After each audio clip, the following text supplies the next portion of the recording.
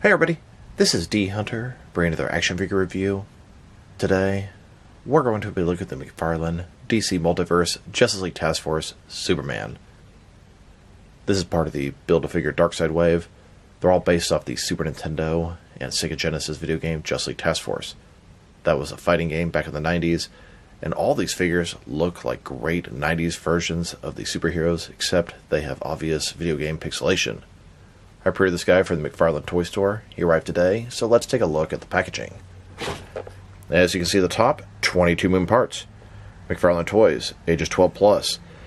DC Multiverse Superman, collectible build Darkseid. This is the first of 4 figures you need to complete him. Here he is in the package. We have a couple of energy effects for his fists, Darkseid's legs, collector's card, and display stand. I see he has a cloth soft goods cape with a wire in it. One side of the package, Superman from Justice League Task Force. Other side, Superman. At the bottom, there's his barcode, if that helps anybody. And on the back side, here's the entire wave. Here are the pieces of Darkseid you get with this figure. Here's instructions how to build Darkseid. The rest of the figures. So with no further ado, let's open him up. And I did get the entire wave from the McFarlane toy store. Utilized the bundle discount, the coupon code, my platinum membership discount, and I paid $86 even after shipping taxes. That is significantly cheaper than it would be even at retail. Now each of these figures has a platinum chase variant. I'm on the hunt for each of them and 2 of Batman. If anybody has a lead on where I can get one for a reasonable price or can possibly help me out, please drop me a line in the comments below. There's actually a platinum version of Darkseid if you get all 4 of the platinums. Alright, now that this figure out of the package, here he is with all of his accessories laid out. He has a display stand, a collector's card, and 2 energy effects for his fists. Before I take a look at all that, let's talk about and check out the figure. So this is Superman in all of his 90s goodness, mullet and all. This is also the first figure to reuse the Crisis on Infinite Earth Superman body, which is a fantastic body, and I've just been waiting to see what they're going to do with it. I believe it's also coming on the upcoming Page Puncher Shazam figure. Now, as much as I'm not really a fan of the mullet version of Superman, it is a big, strong part of his history, and I did love comics in the 90s. It could make a great JLA team. These 4 figures add in Wonder Woman, Kyle Rayner, Martian Manhunter. I hope eventually they release the same wave in comic colors without the pixelation. And that seems like a typical McFarlane thing to do, but time will tell. In the meantime, let's look at and enjoy this guy. So Superman, like I said, in all of his 90s goodness with the mullet.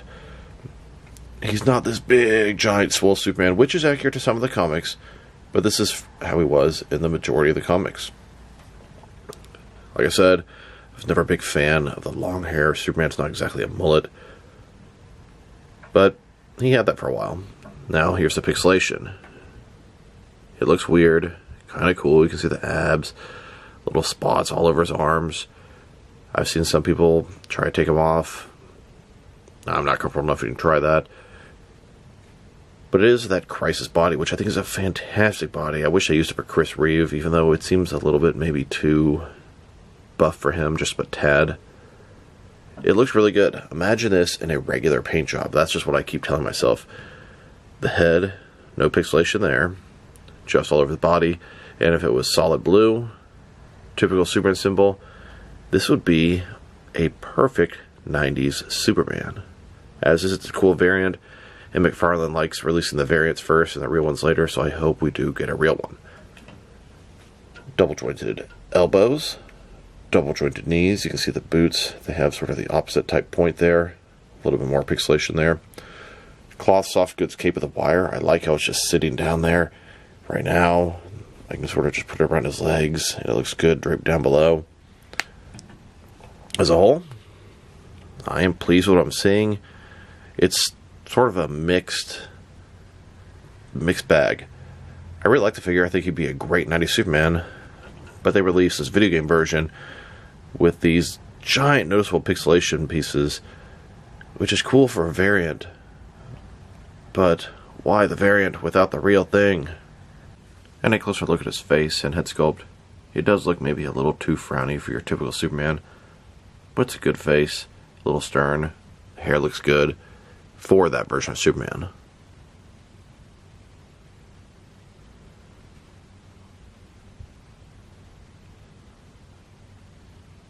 Now let's check out his accessories. Starting off with the boring stuff, and who am I kidding?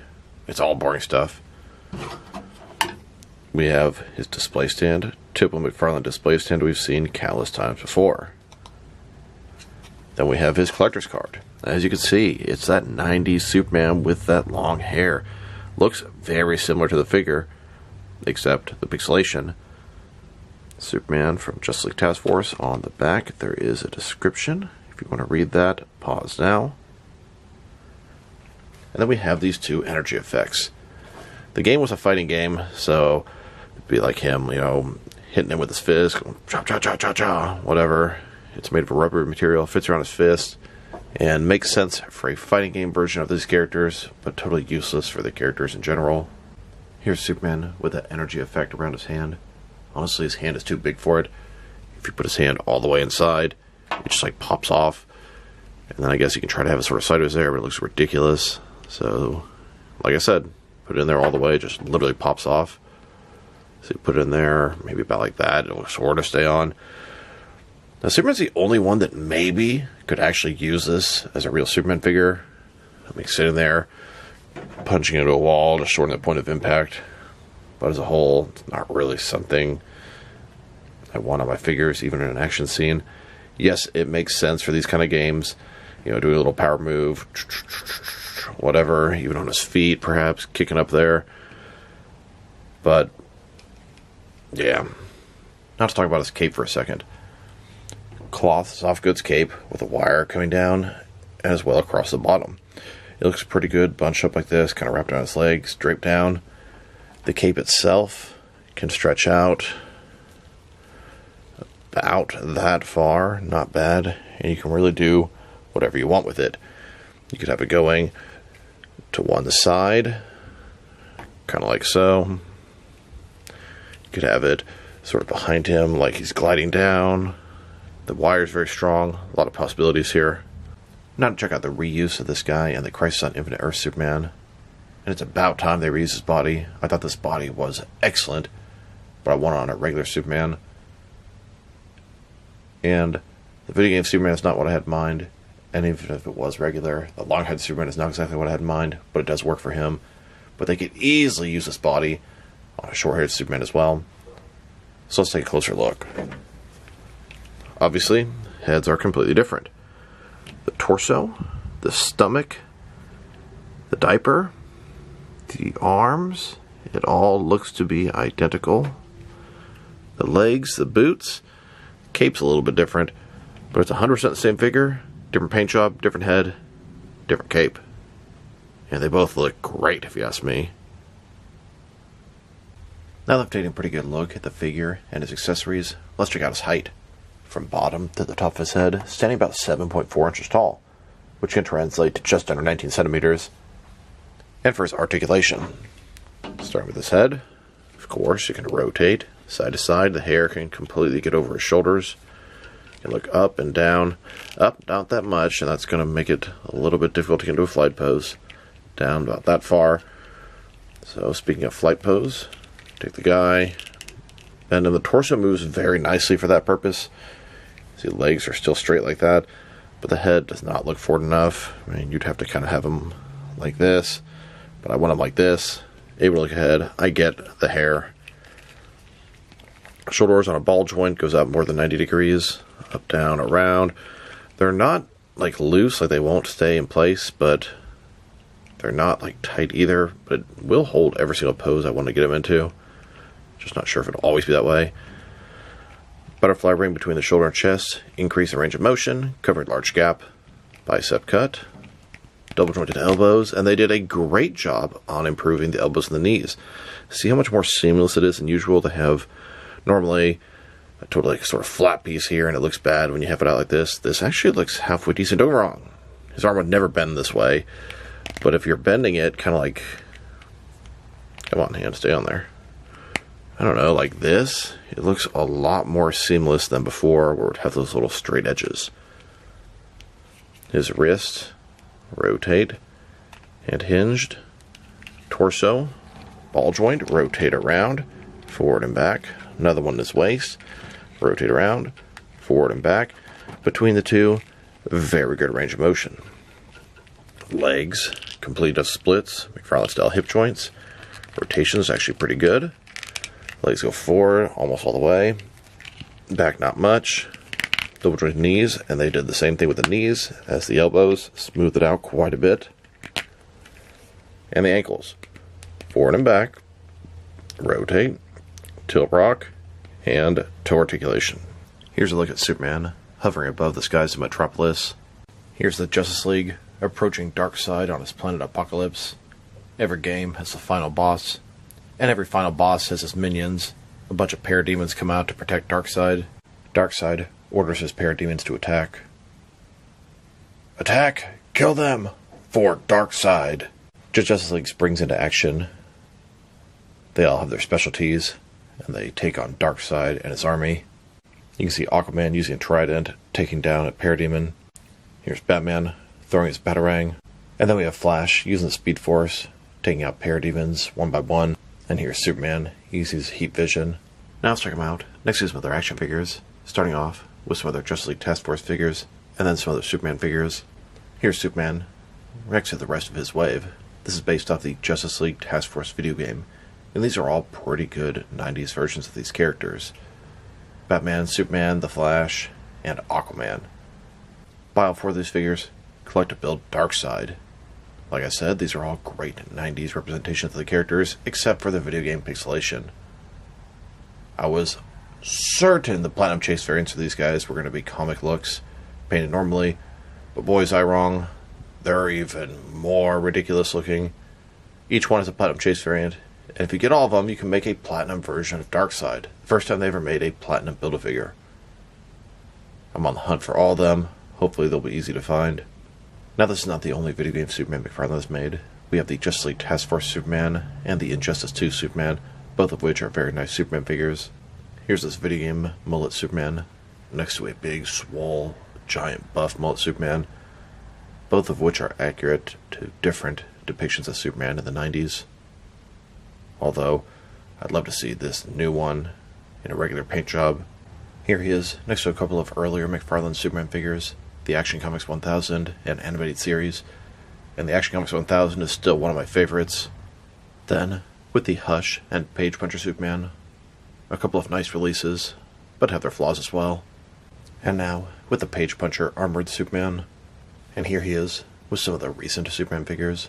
We have the Walmart exclusive Action Comics Superman, this Justice League Task Force Superman, and both the regular and platinum versions of the Henry Cavill Batman vs Superman figures. Presumably the next one I'm going to get is going to be the platinum version of the Justice League Task Force. Here's a group shot of all the McFarlane DC Multiverse Superman figures, at least before the most recent couple. They're constantly putting them out. And people say McFarlane's line is all Batman figures. Yeah, Superman's got a lot of love too at this point. Here's a look at the Superman family. Most of these guys are still active in modern comics. Crypto the Superdog, Connor Kent Superboy, Val Zod, Superman, Supergirl, Steel, and the John Kent Superboy. They've given us a pretty good team of Superman family members. I'm not even sure who the most glaring omission is at this point. If they were to re-release and repaint these guys in normal comic colors, we could have a really cool 90s JLA team. Although I'd probably want the hook hand Aquaman in there. He screams 90s. I'm actually surprised that one of the video game didn't have the hook for the hand. Now let's check him out with some other recently released McFarlane DC Multiverse figures. Here he is, next to the GameStop exclusive Frostbite Nightwing, and the Batman Beyond Batman that came with the Batmobile.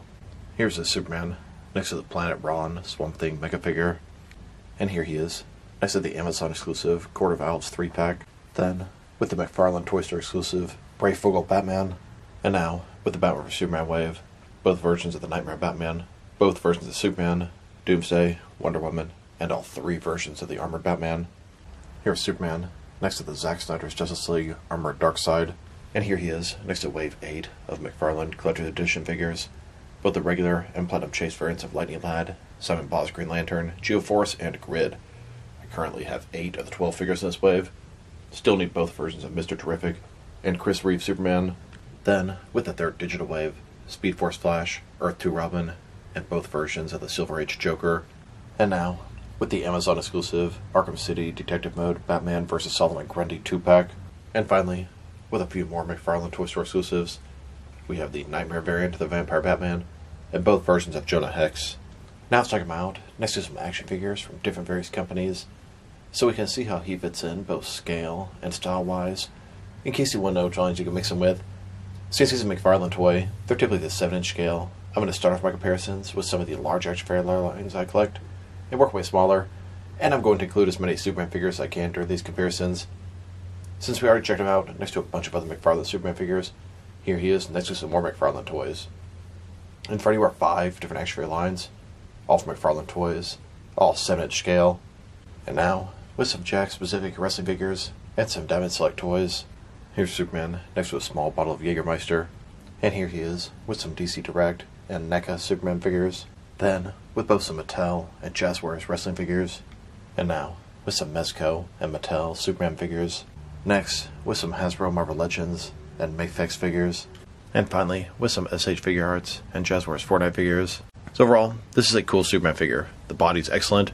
The head is good, although it looks kind of like a cross between China the Wrestler and Johnny Bravo. I like it.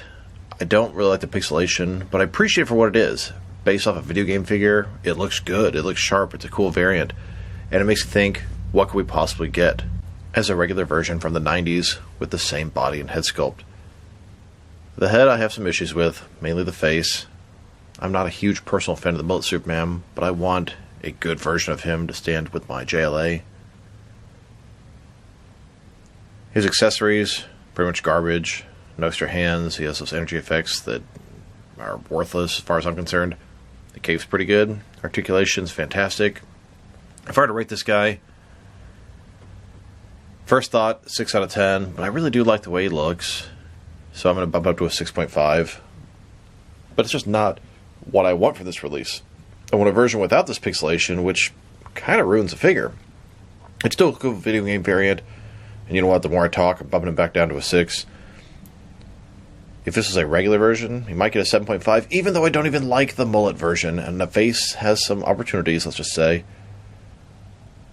The body is just really nice on this figure. The cape is good. The head, the hair.